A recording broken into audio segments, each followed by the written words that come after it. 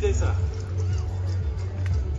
Víťazi sa medzi tým nastroja, dostajú prilbice.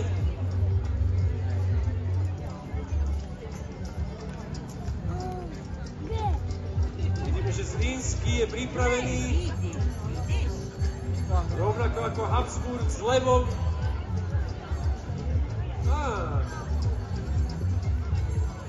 Migulevič má psa.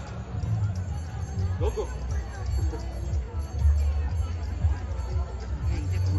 Víťazi sa premiestnia na toto kolbisko, postavia sa na miesta, majú v ruke drevený obuch, s ktorým budú zrážať klenot na dnu z hlavy.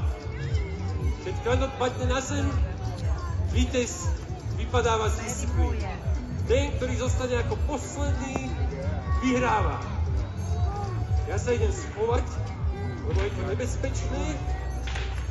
A hlásim boj! Áno, vidíme, že Zlínsky sa otáča, ale medzi tým Habsburg sa snažil uhnúť.